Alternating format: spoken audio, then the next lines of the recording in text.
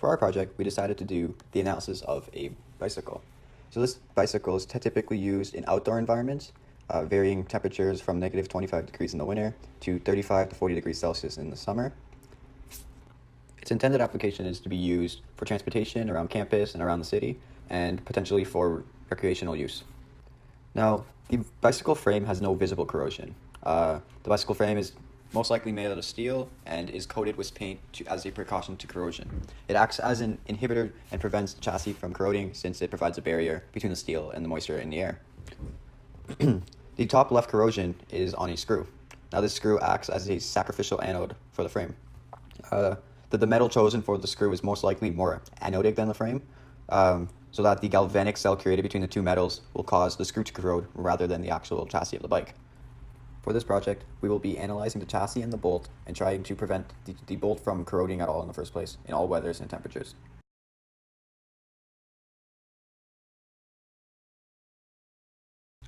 For the project, we have come up with a list of functional requirements, design requirements, objectives, and constraints for the bike.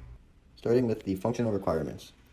The chassis of the bike must be able to withstand tension and compression stresses exerted by the user.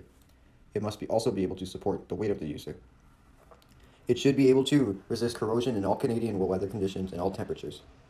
The bolt must be able to withstand shear stress without failing, and it must be able to hold the spring of the spring to the chassis. Next, we have the design requirements. So the chassis must support a weight of 150 kilograms minimum with a safety factor of 2 or 300 kilograms so that it is strong enough to prevent failure from any forces exerted by the user. It must also not weigh more than 10 kilograms so that it is lightweight and easy to use. For the objectives, we will be minimizing cost since we don't want an expensive bike, minimizing mass so that it is easy to use, and we'll be maximizing the stiffness so that it doesn't bend while being used. Last, we will be constraining the size of the chassis so the lengths of each chassis member will be fixed, and the size of the bolt will also be fixed.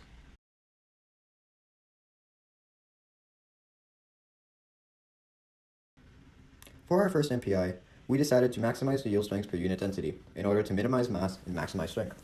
It is important to have a bike frame with a high strength so that it will not fail under the load of a human sitting on it. It should also have high strength to be able to withstand any forces while riding the bike, such as braking or dealing with bumps on the road. To represent this force, we applied a 3,000 Newton force to the seat of the bike. This is an applied force slightly stronger than the mass of a 150 kilogram human with a safety factor of 2. We wanted to ensure that the bike frame is very safe and will not deform plastically until unreasonable amounts of mass is applied. Through calculations, it was determined that the highest internal force applied to any beam was 2,639 newtons. We are also minimizing the mass. This is important because we want to make the bike as easy to ride as possible. As the bike is lighter, it requires less force and less energy from the user to travel at a given speed. This makes the ride more enjoyable and makes it much easier to travel around on the bike. It also requires less force to accelerate the bike. This can be seen through the equation force equals mass times acceleration. As mass decreases, acceleration increases. We chose the maximum weight of the bike to be 10 kilograms. This number was achieved by researching average weight of bikes. On CES, we decided to limit the cost of the material to be under $10 per kilogram. We also wanted the bike to be relatively inexpensive, and we felt this would be a good price to cut it off at. We also specified that the material had to be strong, that the material had to have strong weldability properties since the frame is a welded component. There's no point in picking a material that would be difficult or impossible to weld. We also wanted the material to be durable in fresh and salt water to withstand any outdoor conditions such as rain, snow, and hail. From our first MPI, our material choices ended up being martensitic steel, austenitic steel, 6061 T6 aluminum, cast magnesium, bronze, copper, and rolled lead calcium. Our second function involved the prevention of the buckling of the frame. So for our second MPI, we needed to maximize Young's modulus per unit density in order to prevent buckling and minimize mass. Since many of the frame's tubes undergo compression with an applied force, we felt it was important to ensure that none of these tubes in compression would collapse from buckling, to prevent the bike from breaking and to have better safety for the user. The same applied force of 3,000 newtons was used from above. It was calculated that the highest compressive force acting on any of the tubes was 1,596 newtons. Again, it was important to minimize mass for the same reasons listed above. Cost, weldability, and durability in freshwater and saltwater were also considered for the same reasons again. From our second MPI, our material choices ended up being ferritic steel, austenitic steel, copper chromium, 6061 T6 aluminum, cast magnesium, bronze, brass, and lead.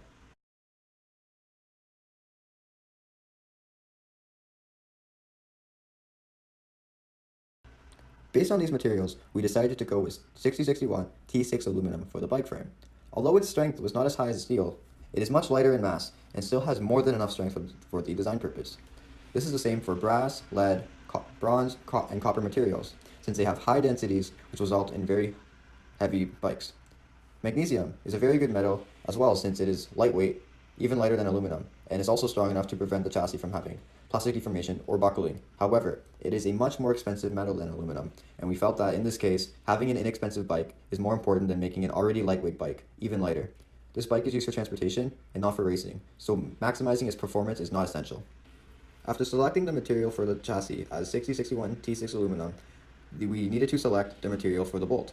Now, the selection of the material for the bolt is important because we don't want to cause corrosion on either the bolt or the chassis, and it needs to be strong enough to support all the forces exerted on the chassis as well as the spring. So because of this, we were able to narrow down the bolt to either aluminum or zinc-plated carbon steel. Zinc-plated carbon steel was chosen over the aluminum bolt because the steel part of the bolt is a lot stronger than the aluminum part. However, steel is very corrosive with aluminum, so to prevent this, we can zinc plate the bolt. Zinc is a lot less corrosive with aluminum, so adding the zinc plate will make it very less corrosive compared to steel. The bolt can also be painted to prevent the metals from touching. When the metals aren't touching, there is less of a chance for corrosion to occur. This adds another layer of protection against corrosion for the bolt and the chassis. Comparison between aluminum 6061 T6 and aluminum 6262 T9. Both materials are within the list of material selection based on MPI calculation. 6061 T6 has tensile yield strength of 276 MPa, tensile ultimate strength of 310 MPa. It is a high strength and weldable material. 6262 T9 has the tensile yield strength of 380 MPa, tensile ultimate strength of 400 MPa. It has good machinability and high strength. 6262 T9 was initially selected. It requires to go through T4 tempering, T6 tempering, and T9 tempering. Cold working the 6262 alloy after each hardening is necessary in order to relieve the internal stress, thus increase ductility. However, due to the natural shape of the tube, it's impossible to cold work after it has been age hardened. So we choose 6061 T6 instead. It does not require cold working after age hardening, and it still has satisfactory properties.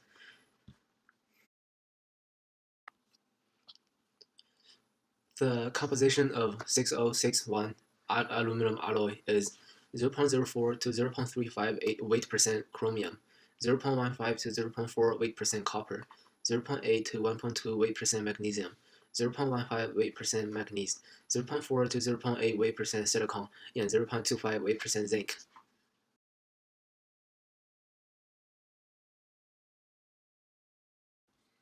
The heat treatment process of 6061 T6 includes first solution heat treatment, second quenching, and third age hardening. First, we will weld all the parts together, then we apply the three heat treatment process. First, solution heat treatment. To take advantage of the precipitation hardening reaction, it is necessary first to produce a solid solution. The process by which this is accomplished is called solution heat treating. And its objective is to take into solid solution the maximum practical amount of the soluble hardening elements into the alloy. The process consists of soaking the alloy at a temperature sufficiently high and for a time long enough to achieve a nearly homogeneous solid solution.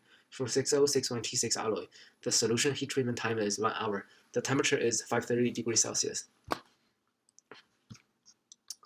Second, quenching. Quenching in many ways was the most critical step in the sequence of heat treating operations.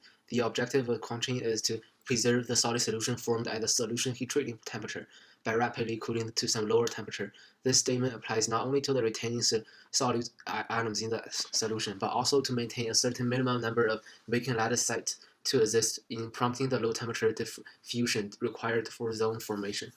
For alloy 6061T6, the quenching solution is room temperature water. The specimen is quenched until it reaches the room temperature. The water temperature is to be maintained under 38 degrees Celsius. Age hardening. Age hardening is also called precipitation hardening. At either room temperature or control temperature, atoms will precipitate within the alloys, which can block the dislocation from happening, thus increasing the yield strength. For alloy 6061T6, aging time is 8 hours. Aging temperature is 350 degrees Celsius.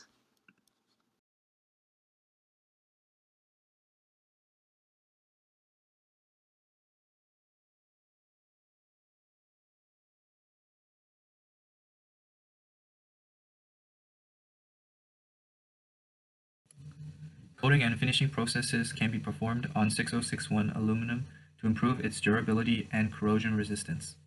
These 6 processes include anodizing, mechanical treatments, powder coating, pretreatment, bright dipping, and liquid paint. Each process has its advantages and disadvantages and will be further explored in depth. Anodizing is a commonly used electrochemical process that plates a porous and corrosion-resistant layer of metal oxide onto the aluminum. This is achieved by immersing the metal in an electrolyte and applying a current to induce a controlled rate of oxidation that forms the metal oxide layer. Anodizing is useful for bikes due to being in a high contact environment, often being bumped and scratched. The protective oxide layer is much more durable than other finishing processes, such as paint or powder coating. The downside of anodizing is that it may chemically interact with the surrounding environment due to the nature of the oxide layer.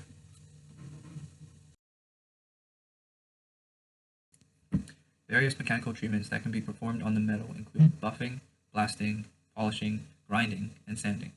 These treatment processes use various methods to all smooth out irregularities in the surface. The removal of irregularities is important, especially since the diameter of the tubes in the bike chassis are relatively small, and scratches can lead to the potential for pitting corrosion.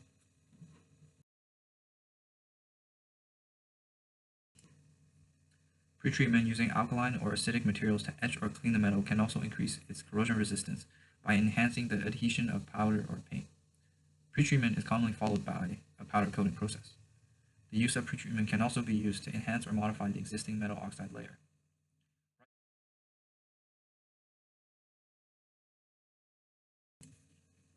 Powder coating involves the use of heat to force a solid resin solution to adhere to the metal and provide corrosion resistance.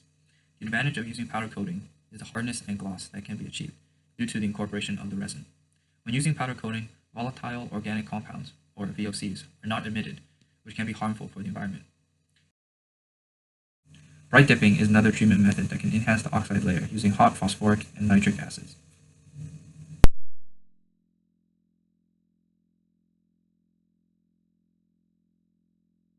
Paint coating, on the other hand, does emit VOCs, and the environmental impact should be taken into consideration.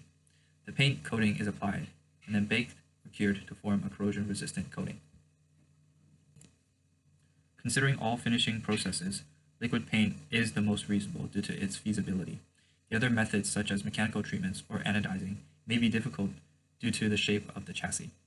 One may argue that the tubes can be anodized prior to welding, but then the welding will not be reinforced and be a potential point of failure.